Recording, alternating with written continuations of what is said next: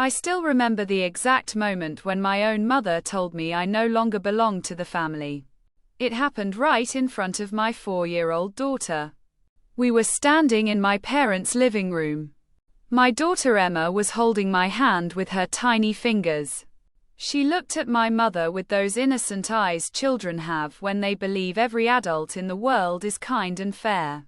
Then my mother said the words that changed everything. "We've all decided. You don't live here anymore." For a moment the room fell silent. Emma looked up at me and whispered softly, "Mommy, why? Did Grandma go crazy?" My chest tightened. My throat burned, but I didn't cry. I didn't argue either. I simply looked at my mother, then at the rest of the family sitting on the couch like silent judges who had already made their verdict. And then I quietly pulled out my phone. Because they had absolutely no idea what was about to happen next. But before I explain that moment, I should tell you how everything began. My name is Sarah. I'm 32 years old, and I'm a single mother raising my daughter Emma. A few years ago my life completely fell apart. My husband Mark left us when Emma was only 6 months old. One evening he said he needed time alone to think about his life. The next morning he was gone. Later I discovered he had been seeing another woman for months before he disappeared. Just like that I was alone with a baby, a pile of bills, and a heart that felt completely shattered. During that time my parents told me I could come back home. Family takes care of family, my mother said. I believed her. So Emma and I moved back into my childhood bedroom. At first everything seemed peaceful. My mom sometimes helped with Emma, and my dad played with her in the evenings. Emma adored her grandfather. She would laugh every time he pretended to be a dinosaur chasing her around the living room. For a while I thought maybe things would be okay. But after a few months something slowly started to change. At first it was small comments. "Are you looking for a better job?" My mother would ask in a casual voice. You can't depend on others forever. The strange thing was that I already had 2 jobs. During the day I worked at a small accounting office. At night I did freelance work online just to cover our expenses. Still, it never seemed enough for her. Then my older sister Jessica started visiting more often. Jessica had always been the favorite daughter. Perfect grades, perfect career, perfect husband, perfect house in the suburbs. And every time she came over, the atmosphere in the house shifted. She would glance around the kitchen and sigh dramatically. "Mom, it's getting a little crowded in here." Or she would say something like, "Kids make such a mess everywhere." At first I ignored it. I told myself she didn't mean anything by it. But deep down I could feel something building.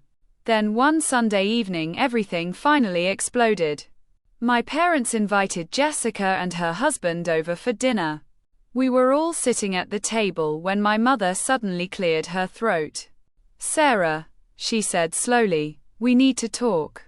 The moment she said those words my stomach dropped. Jessica and her husband looked strangely serious, like they already knew exactly what was about to happen.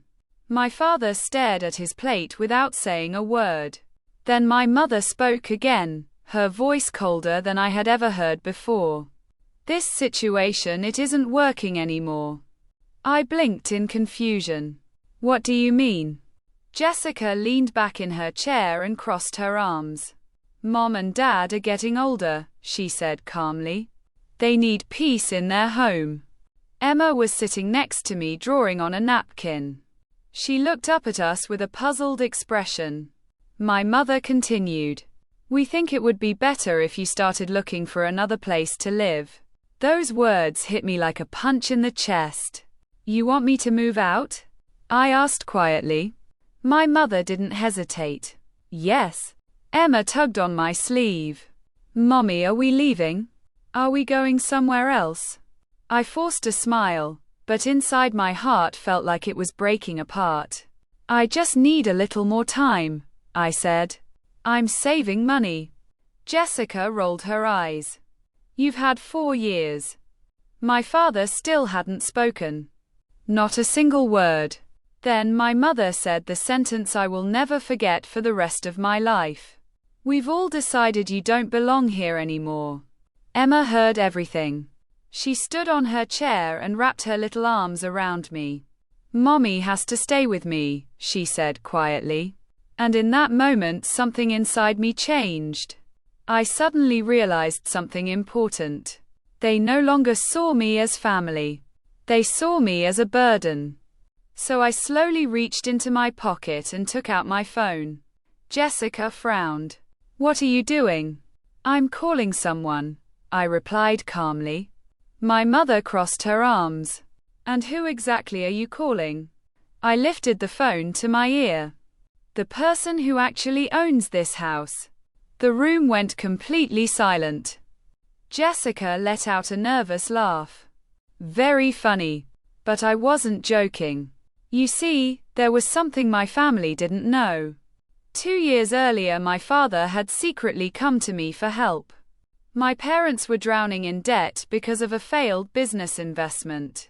They were on the verge of losing the house.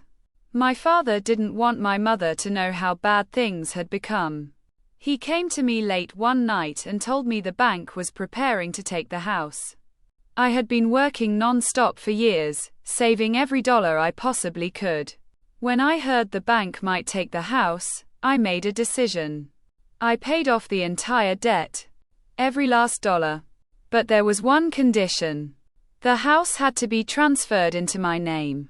My father agreed. He signed the documents, and we kept it a secret. At the time I didn't think it would matter. Until that night. While everyone stared at me in confusion, I waited for the phone to connect. Finally someone answered. Hello, Mr. Reynolds, I said calmly. He was the real estate lawyer who handled the paperwork. I just want to confirm something, I continued. The house at 214 Maple Street, whose name is it legally registered under? There was a short pause on the line.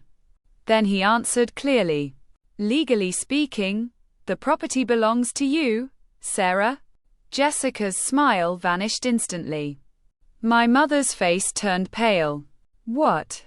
She whispered. I slowly lowered the phone. You just said I don't belong here, I told them quietly. But legally this house belongs to me. The silence that followed felt heavy enough to touch. Jessica jumped to her feet. This is ridiculous. My mother looked at my father with wide eyes. Is that true? For the first time that evening my father finally spoke. Yes. My mother stared at him in shock. You let her take the house? My father rubbed his face slowly. She saved it. Jessica looked furious. You tricked us. I shook my head. No. I protected this family when nobody else could. Emma looked up at me. Mom, are we staying? I hugged her tightly. Yes, sweetheart. We are. Then I looked around the room again. But things are going to change. My mother suddenly looked nervous. What do you mean? I took a deep breath. For 4 years you treated me like I was a burden, I said. Then I looked at Jessica. And you treated my daughter like she didn't belong here. Emma buried her face in my shoulder. So here's what's going to happen, I continued calmly. You were right about one thing. This situation doesn't work anymore. Jessica's eyes widened. You're not serious. I met her gaze without blinking. You said someone should move out. I paused for a moment. So I think it's time for you and your husband to find another place to live. Jessica exploded with anger. You can't do that.